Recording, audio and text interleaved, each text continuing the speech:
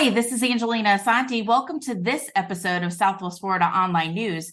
Today I have co-authors Doug Cornfield and Dave Clark, who wrote the book Pulling Each Other Along. Welcome, gentlemen. Thank you. Hey, Thanks for hey, how you having us. doing? Good. I want to know how you guys got started with this movement because it's something really important in our society to acknowledge people love sports. And maybe we don't envision athletes of a certain kind, but you guys are on a mission to educate people that everyone can play adaptive sports. Can you first talk about your book? So I guess let me talk about the book because I'm the author, co-author with Todd Sivan actually on Pulling Each Other Along. Dave's the inspiration to the book, his story of being pulled along when he was in first grade. And if you want to get some tears, we can tell that story. It's pretty powerful. But when you're talking about how we got started, I have a child that was born with neither arm developed. I met Dave back 23, going on 24 years ago. When I read an article about him, and he's really the kind of the pinnacle of the mission behind all this. And it's not really about adaptive sports. It's about opportunity. Dave didn't live in an adaptive sport world. He had to adapt himself to be in an unadapted world, and playing professional baseball. He didn't play adaptive sports.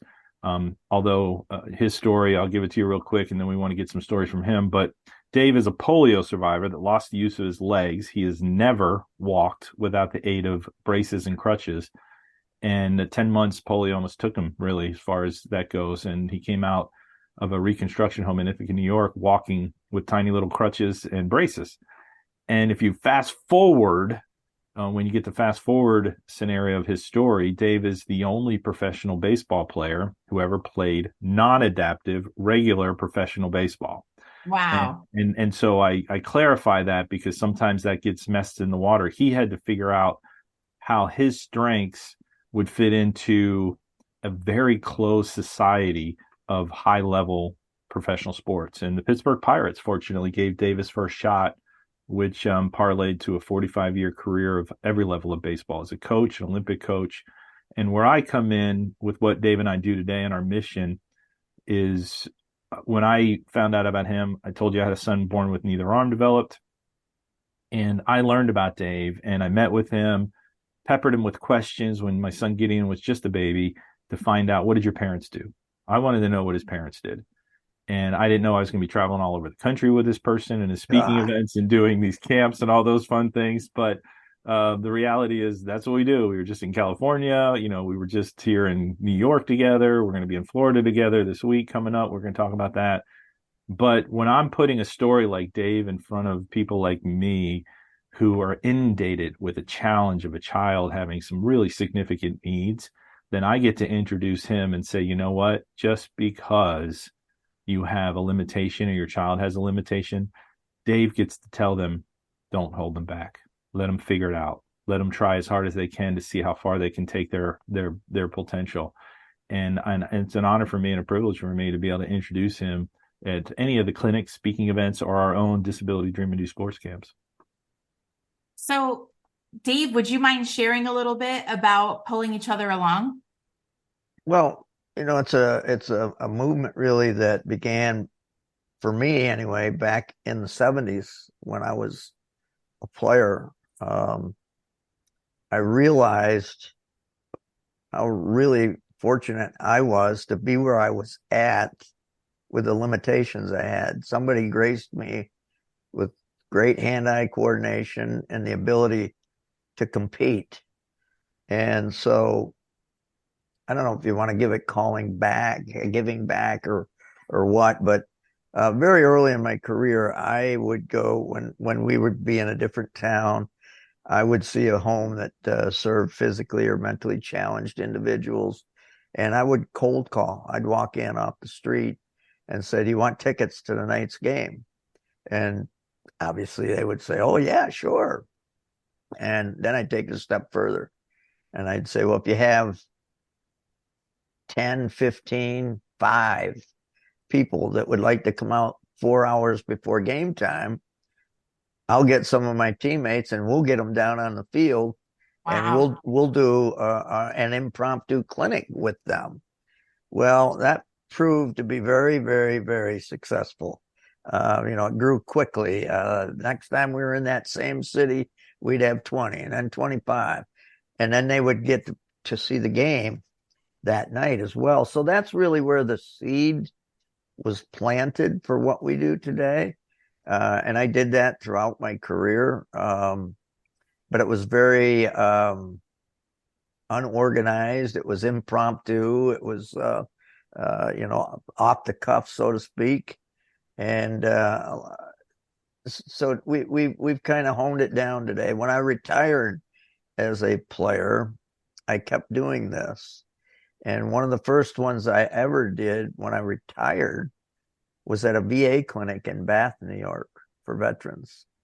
And huge hit.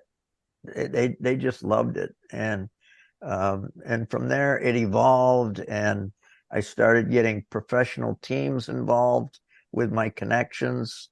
And then we do the clinics and the camps in the stadium, whatever pro team was hosting it.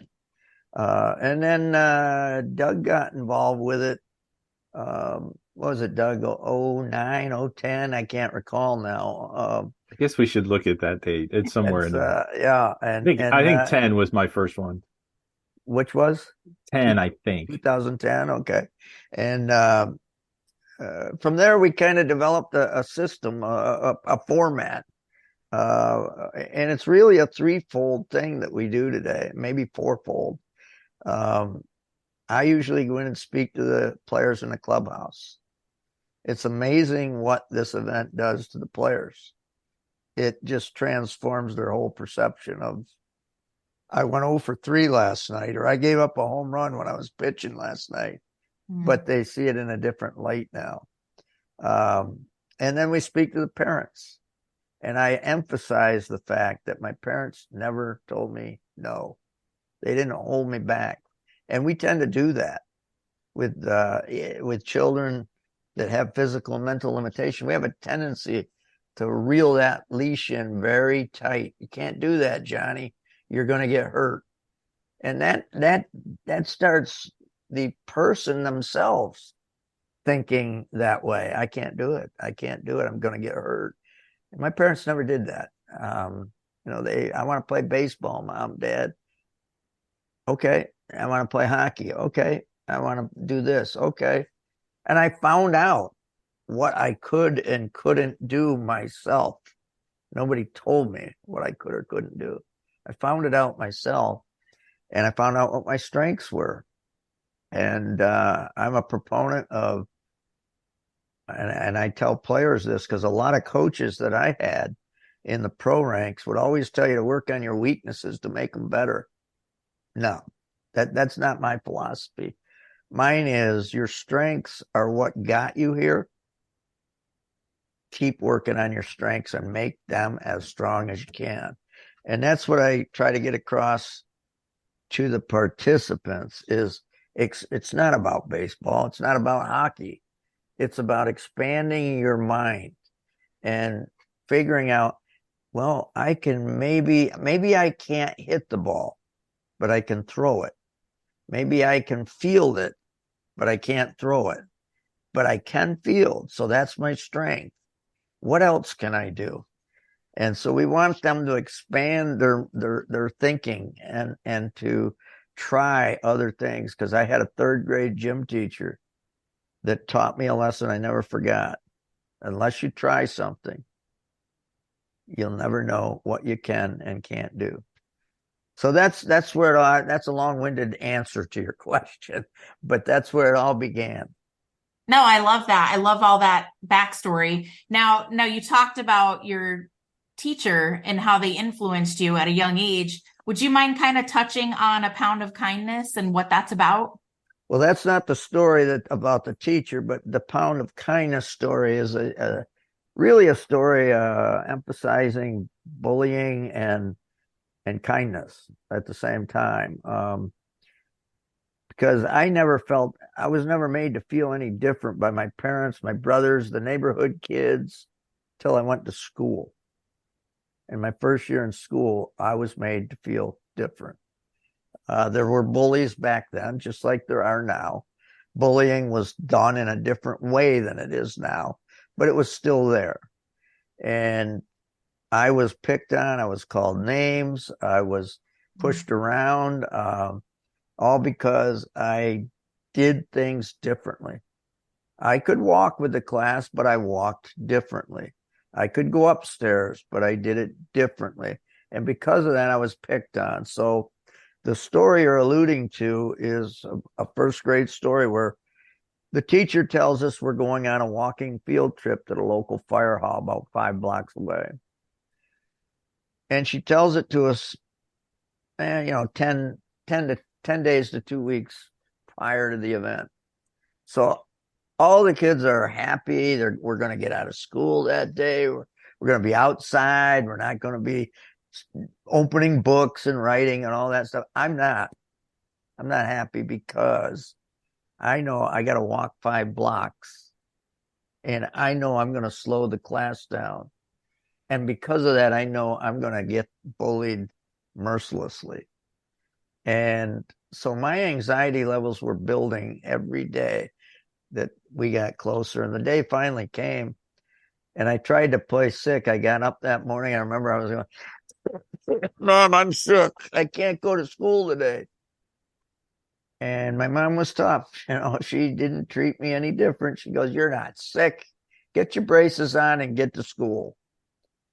So I had to do it. I went to school and not long after we got there, the teacher said, all right, line up. We're going walking on this field trip.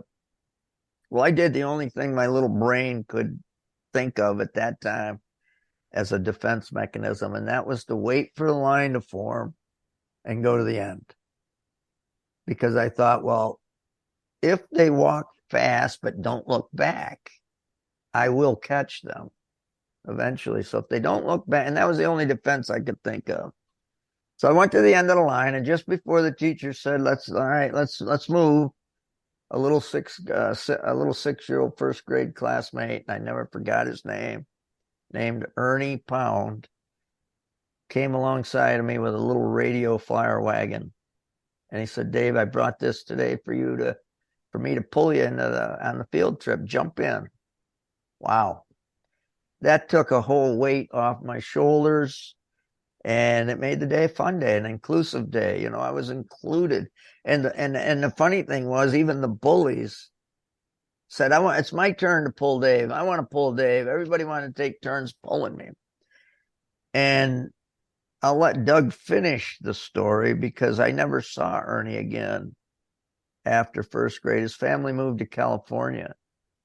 And when a sports writer approached me long after my career ended and asked if he could write a book about my career in life, I finally consented to that. I did tell that story in the book, and I named Ernie in the book. And I said, wherever you are, Ernie, thank you. And wow. I'm going to let Doug take. Yeah, actually, what he says in the book is thanks from the bottom of my heart. It was one of those very, very in-depth thank yous. And so if you flash forward 45 years, I'm actually gotten to know Dave. We become friends. I said I had a child born with no arms. So if you can imagine, I'm actually at this point, I'm rereading that chapter in my office because I'd helped Dave kind of collect the manuscript and I'd already read it. And then we got the book finally in hardcover. And I decided we were going to just help him do some book signings. I was doing that as a friend. And I was in my office and I was rereading chapter 2 because we had some radio station things coming up. We had the book signing things coming up. And I just happened to be rereading chapter 2 where he shares that story. And again, I get the goosebumps every time I read this story. And I'm thinking, you know what? I wonder if I can find this Ernie Pound. Where the heck is he? And lo and behold, this kind of tells you how long ago this was. I found in the phone book an Ernst Pound living 45 minutes away, having no idea who it was. Wow. And call him up, had one of those awkward phone calls back then, because I think the caller ID was saying Merrill Lynch, which is where I was working at the time. And somebody gets him and he comes to the phone and I'm like trying to ask him questions like, hey, did you go to first grade in in first grade or kindergarten in Corning, New York? And he's not even wanting to answer my questions. And I finally said, hey, you brought a radio flyer. I'm looking for a person that brought a radio flyer wagon to school to pull somebody you got thanked in a book. And he goes, well, I remember the wagon. Wow. He said it was his sister's wagon. He lived on the north side of Corning. No, he lived on the north side of Corning, right near the school. So he remembered the wagon, but had no idea that Dave went on to do what he did. Mm. But I guess I did a good enough sales job to convince him to come to a book signing at a coffee shop. There was a big line that day, so Dave was kind of signing book, taking time with everybody. How who should I sign this to, that kind of thing. And when Ernie came in, I knew who it was. Never seen him, knew it was. He was with his son at the time. I walk up to him. I go, "You're Ernie Pound, aren't you?" And he says, "Yep." And I said, and I gave him a book. And I said, "Dave's going to want you to have one of these, because everybody else was buying them." And I just gave him a book, and he gets in line. And finally, it's his turn. Dave's sitting there looking up, and who should I sign this to? And he basically just says, sign this one to Ernie Pound. And of course, the emotions got pretty rich, if I would say. I was able to capture that on video. So if you go to, one of our sites, Pulling Each Other Along or poundofkindness.com or YouTube, and you kind of search this story out, there's some different videos, some longer versions, shorter versions that we've done. But the amazing thing about that story is every time, even when we tell it, even today, I still get the goosebumps. And if you knew how many times we shared this story, and then Dave, shares his story at keynotes, and he has to have me share about the reunion because he gets emotional. And he hates crying like a baby in front of a big audience. So, because we've done that, but it's just one of those little things that was never forgotten. And so obviously with the A Pound of Kindness, his name's Ernie Pound, and it was actually down in Fort Myers, Florida, where somebody helped me with that. We were doing a keynote telling that story, and I told the people I wanted to write a children's book, and a young marketing lady, she handed me a piece of paper with a title said A Pound of Kindness. And it took me years later to actually write the book.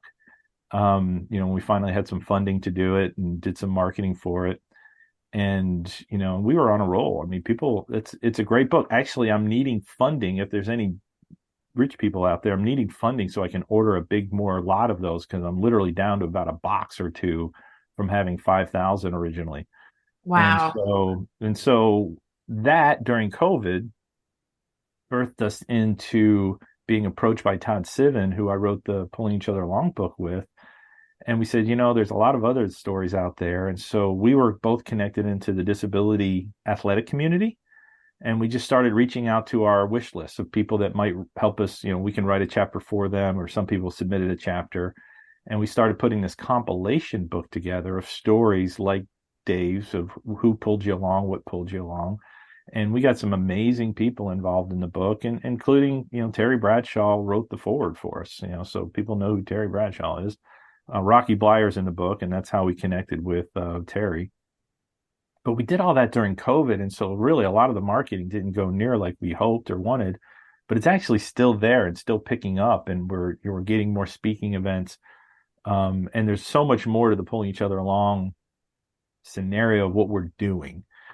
We have an award called the Pulling Each Other Along Award that goes to people like Ernie Pound and Dave's gym teacher and Dave's parents and so many others that we give this award to. They're unsung heroes that are helping people in the disability world, so people can actually nominate people for a Pulling Each Other Along award. We have a Pulling Each Other Along book, of course, and you can buy that and get that on Pulling Each Other Along or on Amazon. And also we have a business group called the Pulling Each Other Along Collective, which is now a big portion of how we're raising money to do the sports camps that we do. It's a networking group where businesses and business owners are coming in cooperatively. They're paying either $195 a month as an ambassador, or they're paying us $5,000 a year as a founding member right now. And so with that, they're all sponsoring all of our events. But the give back for us is that we're actually giving back to them by opening up our network to them, doing monthly training meetings, actually two a month, and then a group meeting connecting these people all around the world now, not just in this country.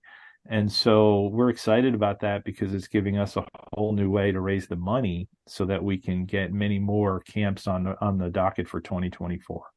Then when you say that, Doug, Angelina, we don't charge a dime for these camps. That's why we have to raise the money for Oh, everything that wow. we get. Kids get caps, T-shirts, an award plaque, lunch, and come back to the game. All those things we cover that, and that's why Wow. we have Okay, to do that. so you guys need sponsors. That way people who attend these things don't have to pay anything. I said Well, when I partnered with Doug, I said the day we charge a dime is the day I'm not doing this anymore. I've never charged, never will. yeah. Oh, that's fantastic. Would you all mind closing out by talking about the Adaptive Sports and Recs Day at FGCU? Yeah, Dave, you've done it, so go ahead and you Yeah, do that. this is a day that FGCU puts on annually, and it involves a lot of different activities and sports, even water skiing, which was pretty amazing for me to see because we did it was 2 years ago now that we did our first camp with them or clinic, whichever.